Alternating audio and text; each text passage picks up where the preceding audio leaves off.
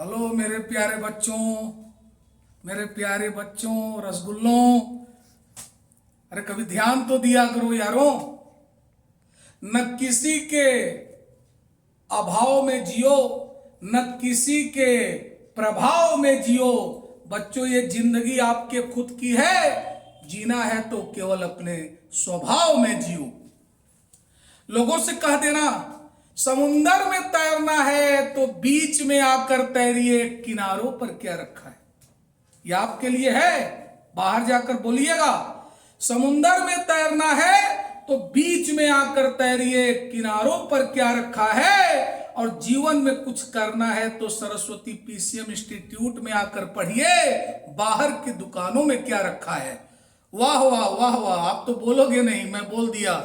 चलते हैं अपने टॉपिक्स पर।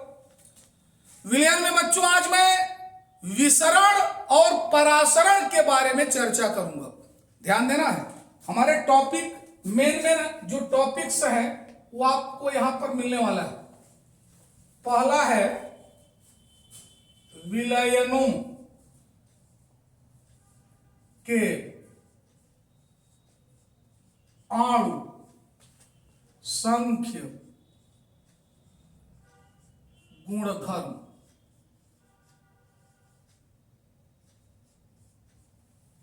विलयनों के अणुसंख्य गुणधर्म। दूसरा है बच्चों विसरण, विसरण। और तीसरा है बच्चों परासरण।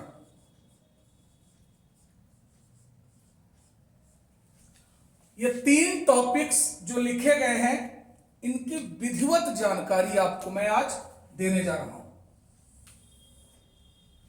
बच्चों, पहला टॉपिक है विलयनों के अणु संख्य गुणधर्म।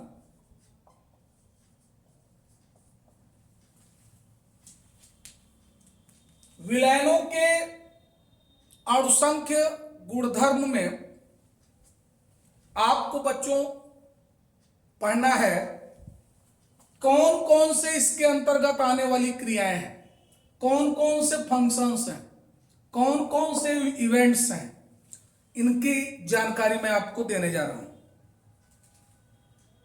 Colligative properties of solutions, colligative properties of solutions.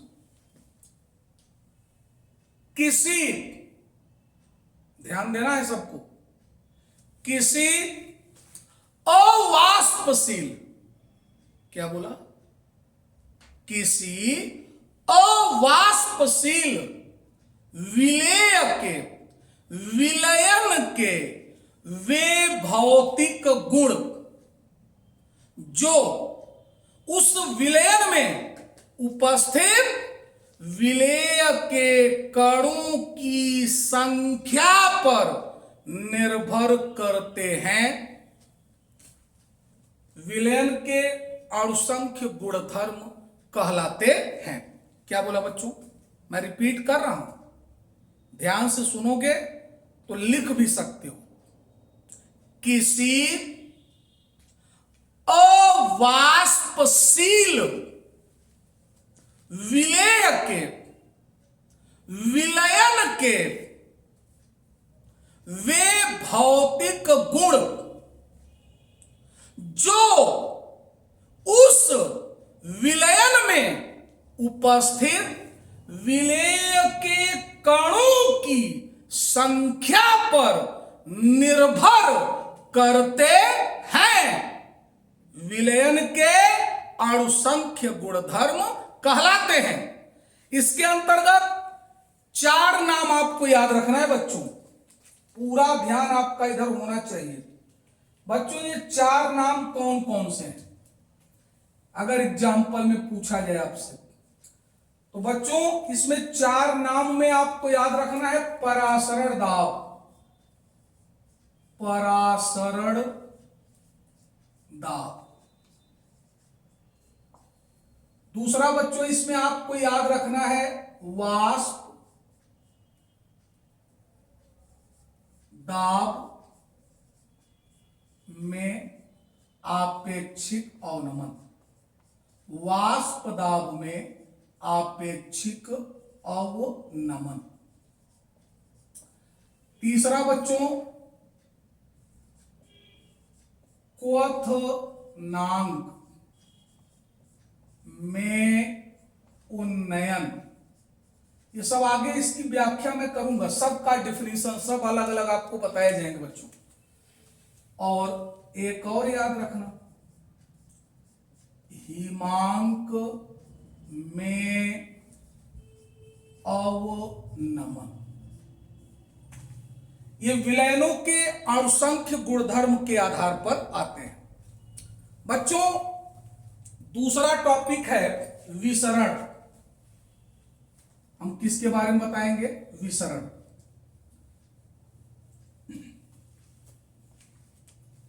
दूसरा टॉपिक है विसरण। विसरण को अंग्रेजी में बच्चों डिफ्यूजन कहते हैं। इसको अंग्रेजी में डिफ्यूजन, डिफ्यूजन ना हो कोई कंफ्यूजन, इसलिए अच्छे से समझना है आपको डिफ्यूजन। ये विसरण क्या है बच्चों? विसरण किसे कहते हैं?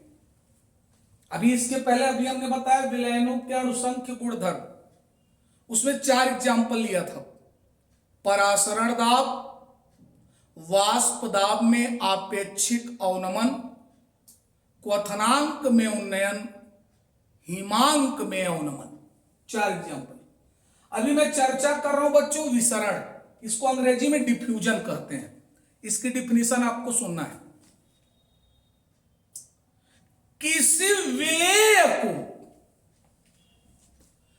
विलायक में घोलने पर, ध्यान देना मेरी बात को, किसी विलेय को विलायक में घोलने पर विलेय के कणों का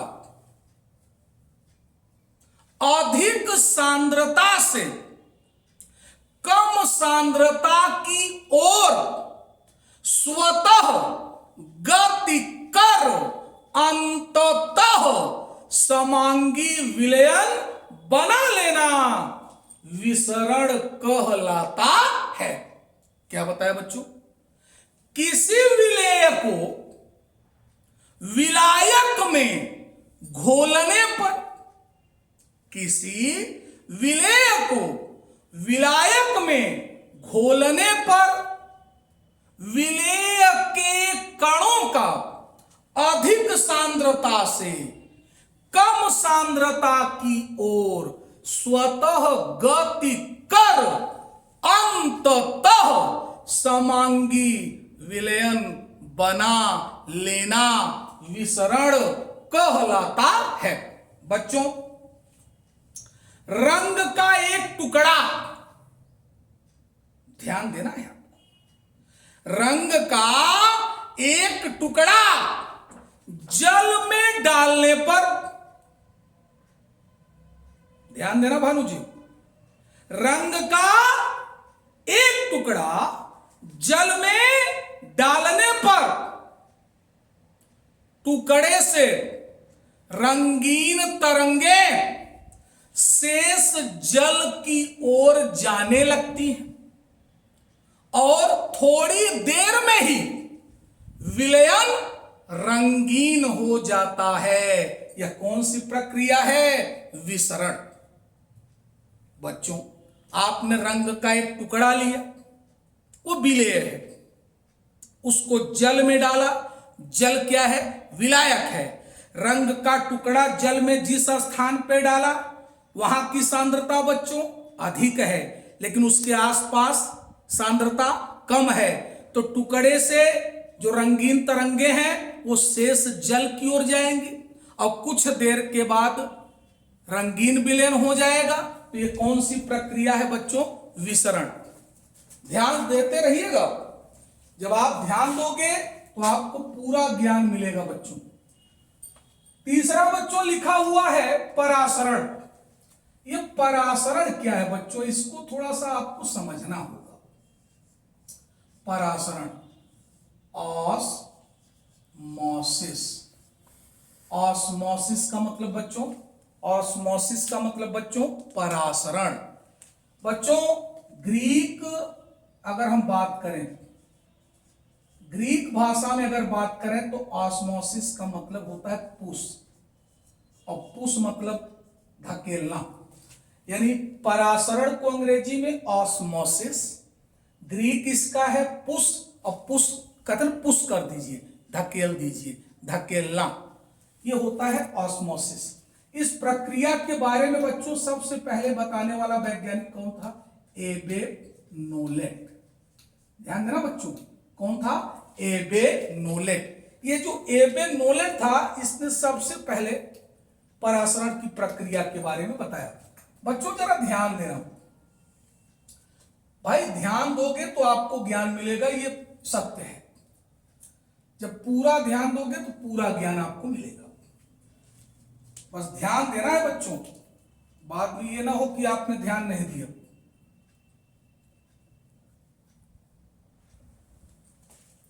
ध्यान दो, पूरा ध्यान दीजिएगा।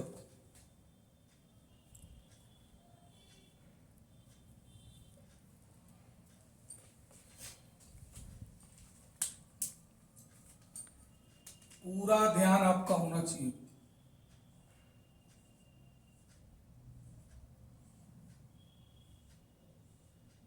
चित्र को देखो कि सर क्या पढ़ा रहे हैं, क्या बना रहे हैं, समझना चाहिए। जब समझोगे तो पूरा ज्ञान मिलेगा। जब कोई विद्यार्थी ध्यान देता है, ध्यान देने से बच्चों पूरा ज्ञान की प्राप्ति होती है। चित्र को ध्यान दो, समझो।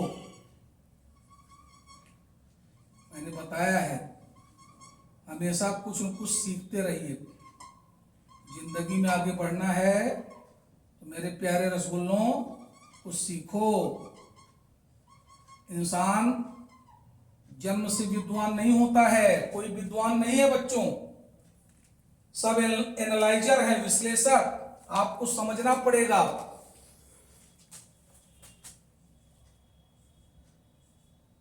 चित्र में देखो, आपको अब ऑटोमेटिक सारा चीज क्लियर होगा, कोई कंफ्यूजन नहीं रहेगा। बस आपको ध्यान देने की जरूरत है। इसको बोलते हैं बच्चों अर्ध पारगम्य झिल्ली, ये जो बीच में है। समझ गए बच्चों? ध्यान देना। ये हो गया बच्चों, इसको बोलोगे सॉल्यूशन यानी विलयन। ये जो है बच्चों, ये विलेय अणु है जो ब्लैक रंग का है। ये है विलायक। ये है बच्चों विलायक। ध्यान से देखते रहिएगा।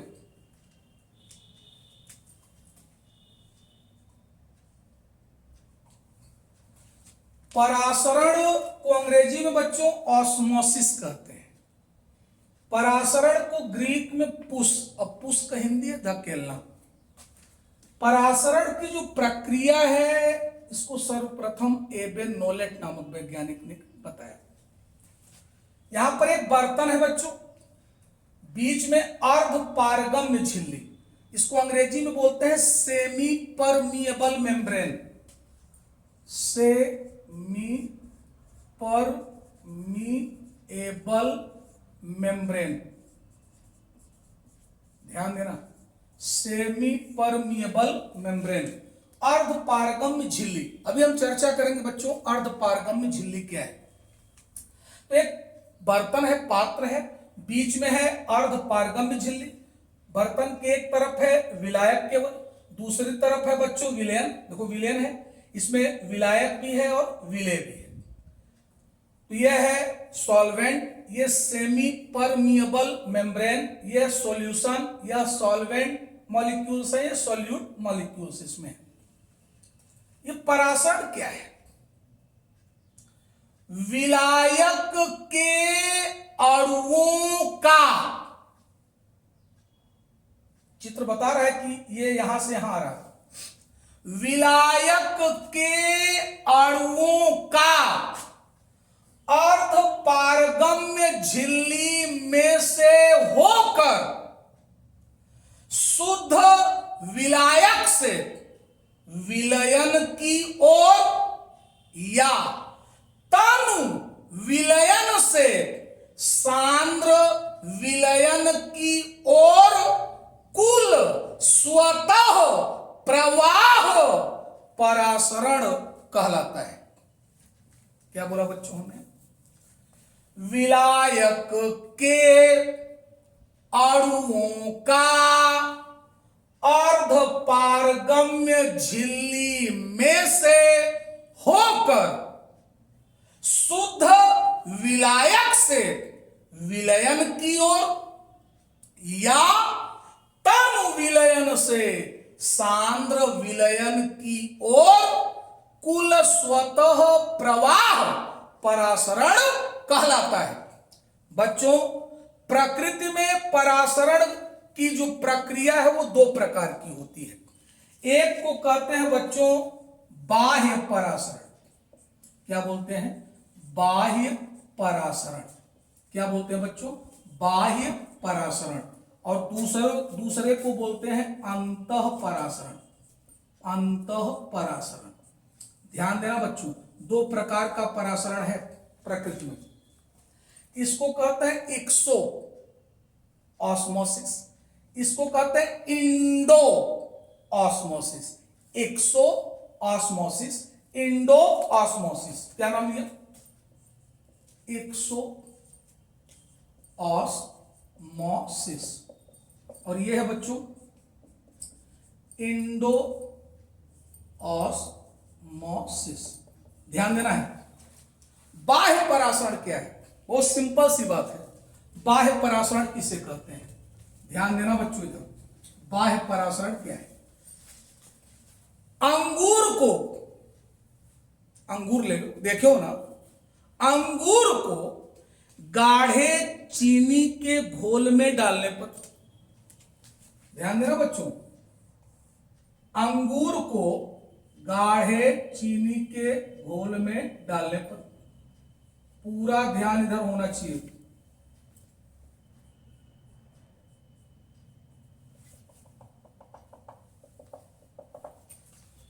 अंगूर को गाढ़े चीनी के घोल में डालने पर अंगूर की बाह्य कोशिका परत, वही बाहर वाला, अंगूर को गाढ़े चीनी के घोल में डालने पर अंगूर की बाह्य कोशिका परत जो कि अर्ध पारगम्य झिल्ली का कार्य करता है, के अंदर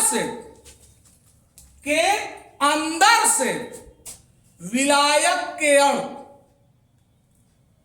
के अंदर से विलायक जैसे जल के अणु बाहर आ जाते हैं, जिससे अंगूर सिकुड़ जाती है। इस क्रिया को हम क्या कहेंगे? बाह्य परासरण। क्या बोला? अंगूर को गाढ़े चीनी के घोल में डालने पर अंगूर की बाह्य कोशिका परत, बाहर वाले, जो कि अर्ध पारगम्य झिल्ली का कार्य करती है, के अंदर से विलायक के अणु जैसे जल के अणु बाहर आ जाते हैं, जिससे अंगूर सिकुड़ जाती है। इस प्रक्रिया को, इस क्रिया को बाह्य परासरण कहते हैं। दूसरा है बच्चों अंतः परासरण। यह भी आप घर में प्रैक्टिकल करते हो।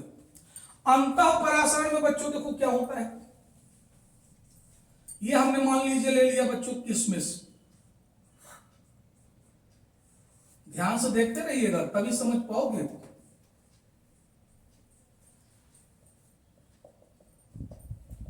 ये है बच्चों किशमिश। किशमिश को जल में डालने पर, अरे दूध भी ले सकते हो, चलो जल ले लिए, किशमिश को जल में डालने पर किशमिश की बाह्य कोशिका परत जो कि अर्ध पारगम्य झिल्ली का कार्य करती है, से होकर बाहर से जल के अणु अंदर आ जाते हैं, जिससे किशमिश फूल जाती है। इस क्रिया या प्रक्रिया को अंतःपरासरण कहते हैं। आपने क्या देखा, ये अंगूर है ना, तंदुरुस्त है, गाढ़े चीनी के घोल में डाल दिया हूं मैं, तो अंगूर के अंदर जो विलायक है वो अर्धपारगम्य झिल्ली से बाहर चला गया, तो अंगूर क्या हुआ, सिकुड़ गया। बच्चों ये बाह्य परासरण है। ये किशमिश है ना, दुबला पतला है, इसको बच्चों पानी में या दूध में तुम डाल देना, तो बाहर से जो विलायक के अणु है, जल के अणु है, दूध के अणु है, वो किशमिश के अंदर प्रवेश कर जाएगा और किशमिश फूल जाएगा हमारे तरफ। तो ये कौन सी प्रक्रिया है बच्चों, अंतःपरासरण। बच्चों ये अर्धपारगम्य झिल्ली क्या है, अर्धपारगम्य झिल्लियां किसे कहते हैं, वे झिल्लियां